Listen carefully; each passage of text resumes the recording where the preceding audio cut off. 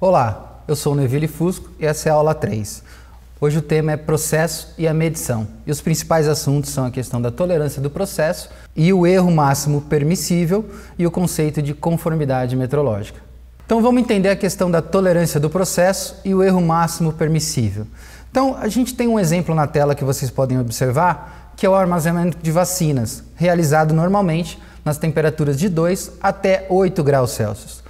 Esse intervalo, conhecido como nível de segurança das vacinas, na verdade é uma tolerância para o processo de armazenamento. Então a tolerância do processo representa a faixa de valores aceitáveis para garantir a qualidade de um produto ou a qualidade de um processo.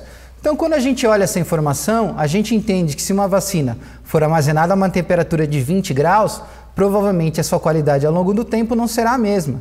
Então é muito importante conhecer essa informação.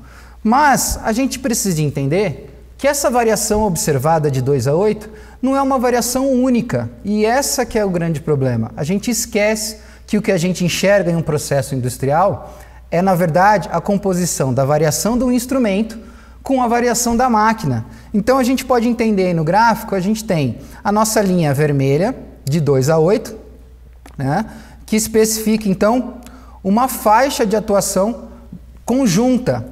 E uma variação azul, que representa a variação natural da minha câmara da vacina. Ela tem uma máquina que varia.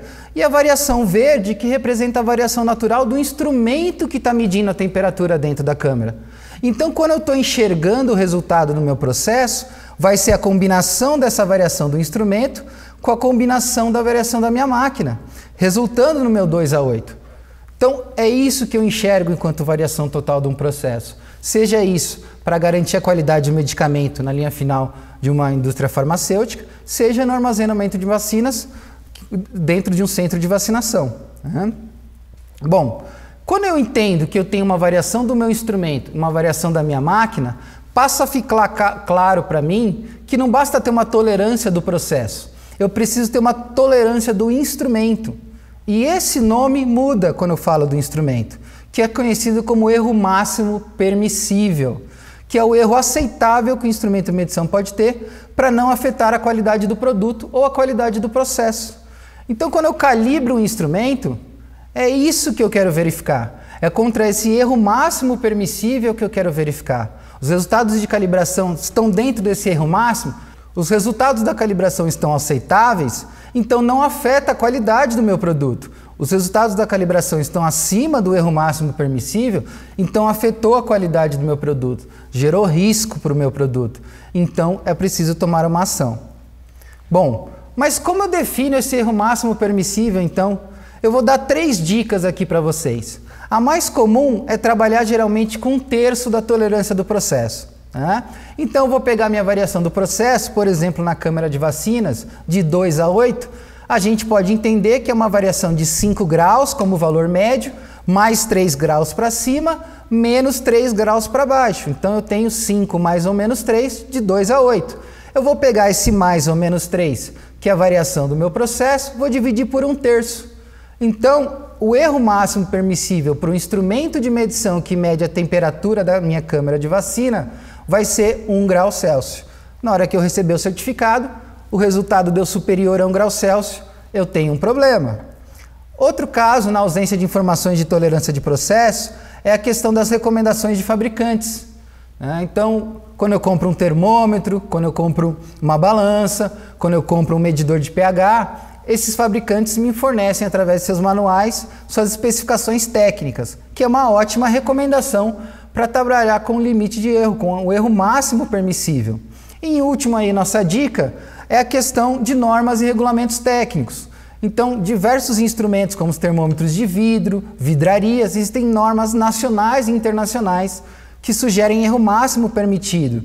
Assim como, por exemplo, no caso de balança, existe um regulamento nacional que estabelece o seu erro máximo permissível, que eu também posso seguir. Então, dessas 3 informações, você consegue definir seu erro máximo permissível.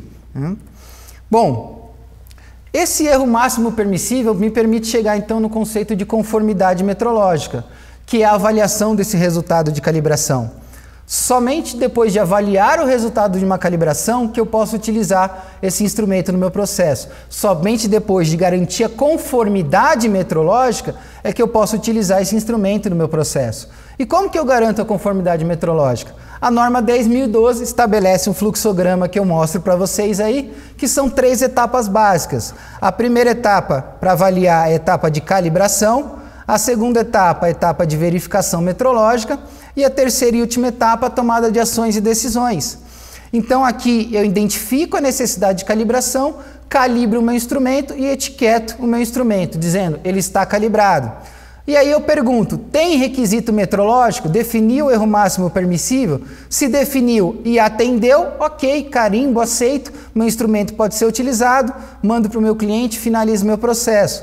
Não tenho nenhum requisito metrológico definido? Aí vem a pergunta, para que você mandou calibrar?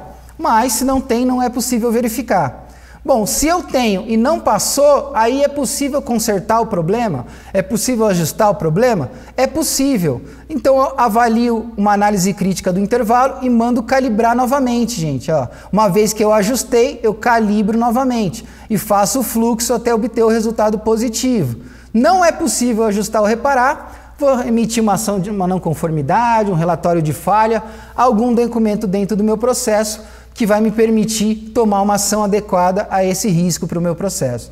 Esse, então, gente, é o chamado processo de conformidade metrológica estabelecido pela norma ISO 10.012, Sistema de Gestão de Medição. Bom, gente, essa foi a aula 3. Muito obrigado a todos.